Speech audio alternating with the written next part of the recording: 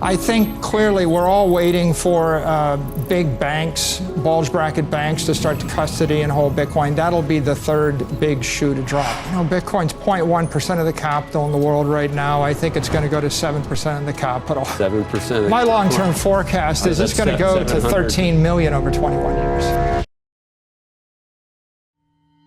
But before we get to those price points, there's a couple things we have to fix, like the fact that every single Bitcoin seed word has just been leaked.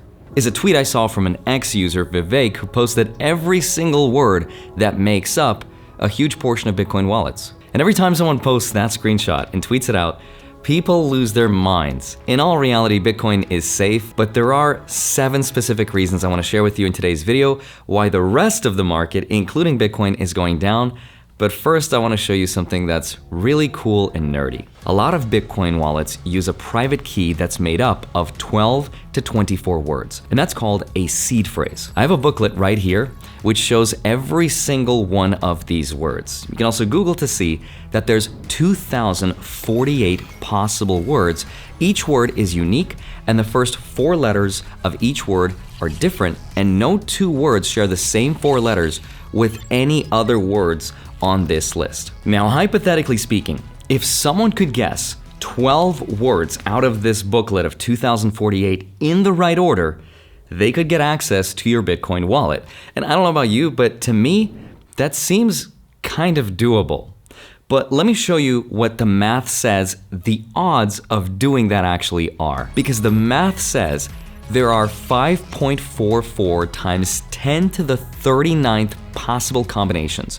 That's a number so big that assuming we had a supercomputer that could guess 1 billion combinations per second, which is something we cannot do just yet, it would still take that computer 173 sextillion years to guess one of them. That's 12.5 billion times longer than the current age of the observable universe, which is only about 13.8 billion years. And since my brain is really smooth and doesn't understand what any of that means, another way to think about this is you are more likely to get struck by lightning every single day of your life and then some.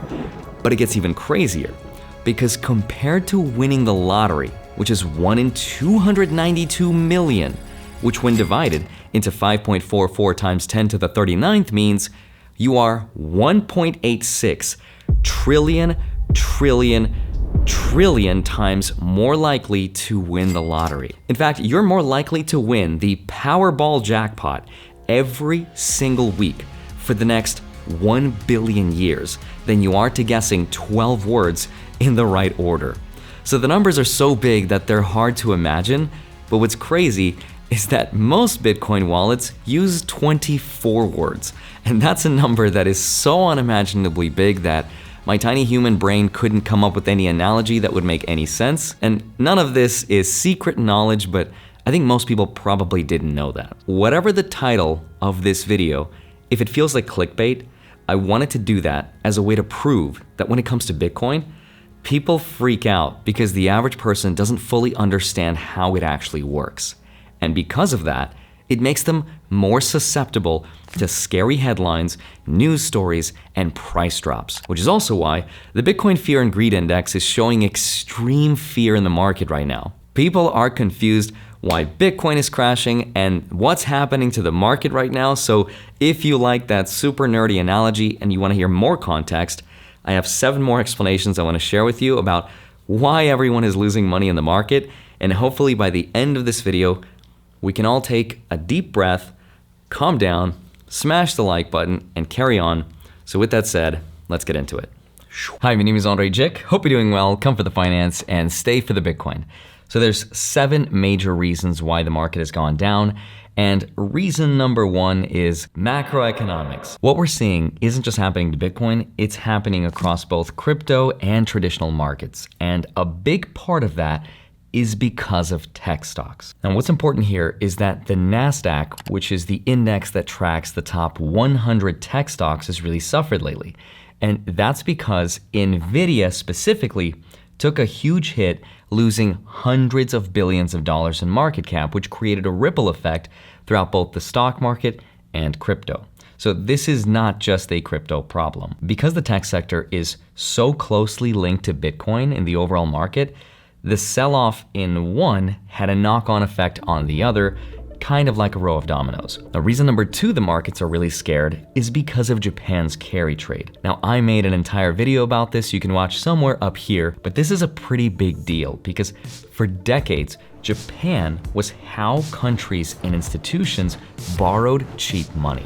It didn't matter if US interest rates were high, as long as a company could borrow somewhere else. And big financial institutions have been borrowing money at Japan's extremely low or even negative interest rate, and then they were investing that cheap money into places where they could make more money. Things like US stocks, bonds, and even crypto. And the Bank of Japan kept rates near zero to encourage borrowing. But recently, Japan announced that they're raising interest rates, which is scaring the market. And that's because when Japan raises interest rates, it makes those loans more expensive, which has a ripple effect because as the yen strengthens with a higher rate, the value of the dollar goes down, especially as US interest rates are rumored to go down this month. And that's another video you can watch somewhere up here that explains all of that. But basically, because these institutions will eventually have higher borrowing costs, they have to unwind or sell their assets to cover their debt, which includes US stocks and even Bitcoin. Now, I know all of that sounds super confusing, so just imagine borrowing money for a car at a super low interest rate, and then suddenly the loan costs more, so you have to sell the car to cover your payments. That's essentially what's happening, but on a global financial level. Reason number three, check out this graph. That is not Bitcoin. That's NVIDIA. And what you have to understand about NVIDIA right now is that it's the golden child of AI. If NVIDIA goes down, it drags the rest of the stock market down with it because AI is the big story that investors are relying on to make them money in the near future. But NVIDIA also just lost over $400 billion in market cap, and that was not a normal drop. In fact, it was the biggest single-day market loss in the company's history. And at first, people were really confused because there wasn't an obvious reason for why it happened.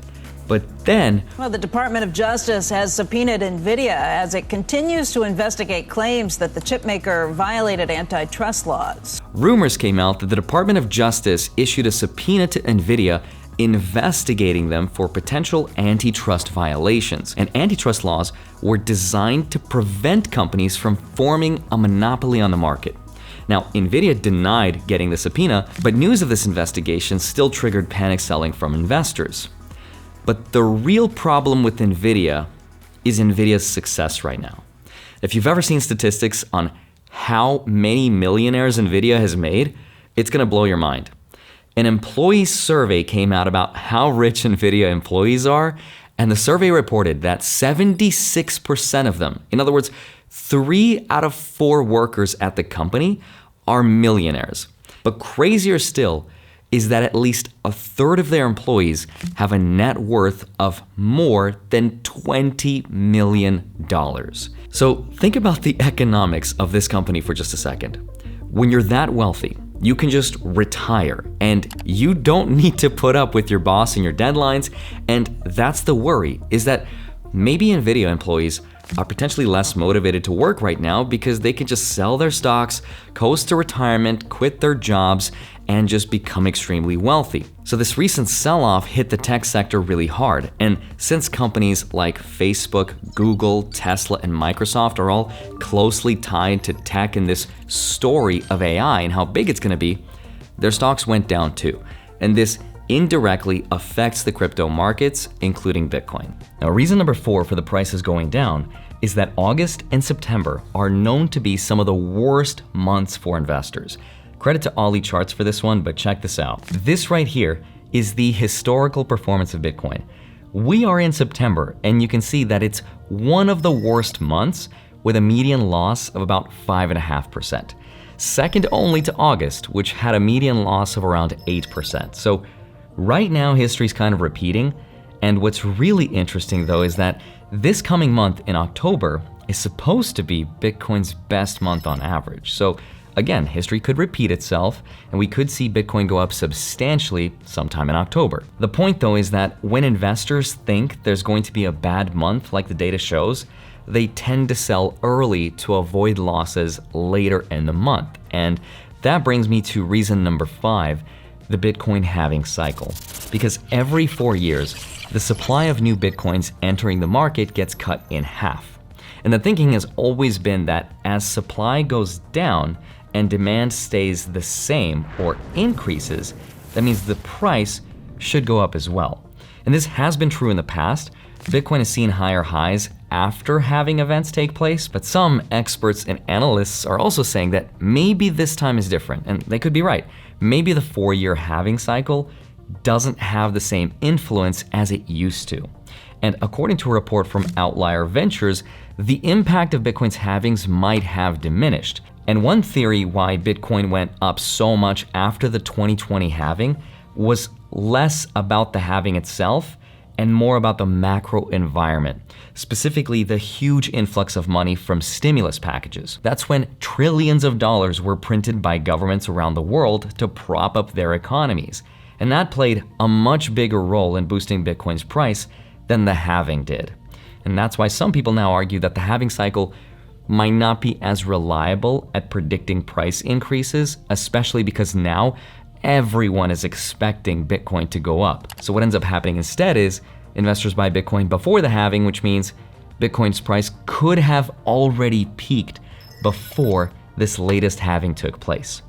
Now that theory could be completely wrong, and we haven't seen this halving's peak just yet, but it makes sense that Bitcoin could have already potentially peaked because everyone bought it, expecting it to go up. Reason number 6 why prices are going down right now is because Bitcoin does not really have an exciting story to get investors buying. Remember, it's all about the story. This happens to stocks all the time. We've seen how powerful stories like self-driving and robots with Tesla will drive the stock to thousands of dollars, and how AI becoming the leading technology with Nvidia will make investors super rich. And all assets function in this way. They benefit from a good story. Now, in previous cycles, Bitcoin's rise was driven by big stories like it was going to be the future of banking, digital gold, or in 2024, the securitization of Bitcoin with the approval of ETFs. But right now, there's not a lot of buzz around Bitcoin. And without a strong story driving that adoption or innovation, investors are going to lose interest, especially when the price is going down. It's the same as a TV show that starts out really strong with great episodes, but then loses the momentum when there's no new plot twist to keep you hooked. Basically the House of the Dragon right now. The second season was just a disappointment, and I don't know if I'll get back into it, but Bitcoin's market feels a little bit like that right now, with nothing groundbreaking to rally around. And reason number 7 is, of course, ETF outflows. Remember, outflows refers to money leaving assets. And Bitcoin ETFs saw some huge outflows recently, and that further contributes to the market panic. And these ETFs, remember, hold a significant amount of Bitcoin. And when investors pull their money out, that forces those funds to sell off the assets, including the Bitcoin, which moves the price downwards even more. But when you combine all of that with the tech sell-offs and macroeconomic pressures from Japan's rising interest rates, and even uncertainty about US elections and who the next president is going to be, and what they'll do and what the Fed will do with interest rates, and that's why everything, including Bitcoin's price, is going down. Now, if you made it this far into the video, I'm going to try to tie this all together and show you what I'm doing and what I think about it. And I think it's really important to remember that Bitcoin has been here before. History shows Bitcoin's price moves in cycles. We've seen bear markets and corrections, but for context, right now, we're right here. This is just a small bump in the road, and it's possible that it could get worse, so a key part of this is to remember context. And the second important thing to remember is to keep a perspective. And the perspective I have is a long-term view. Bitcoin has continued to go up year after year. Whether it's gold, real estate, or the S&P 500, Bitcoin has shown incredible growth over time. And even though the 4-year halving cycle might not have the same pull it used to, fundamentally, as a technology, nothing is different. And I like to think if Warren Buffett was a buyer of Bitcoin, he'd be saying something like, Well, if you liked it at 70,000, you should love it at 30,000. unfortunately, he's like, It's rat poison. but I digress. And that's why I've been buying more and more, and not just dollar cost averaging, but in some cases lump sum investing, because I think, and I could be completely wrong, but I think Bitcoin will outperform the stock market and real estate over the next 10 years. But I'm also still investing in the stock market, and I'm reinvesting all my dividends because I want to stay diversified as much as possible. And because I'm not a genius, because I don't know what I don't know, I think diversification is always a good thing to practice for me. The key is not to get caught up in the short-term volatility and the scary headlines that will continue to come up week after week, and to recognize that being patient is really important when dealing with a long-term perspective. Now, I'm gonna do a portfolio update very soon and show you the specifics, so if you're into that, subscribe and hit the bell button for future uploads. But as always, I hope you have a wonderful rest of your day. Smash the like button, subscribe if you haven't already. I'd love to see you back here next week. I'll see you soon. Bye-bye.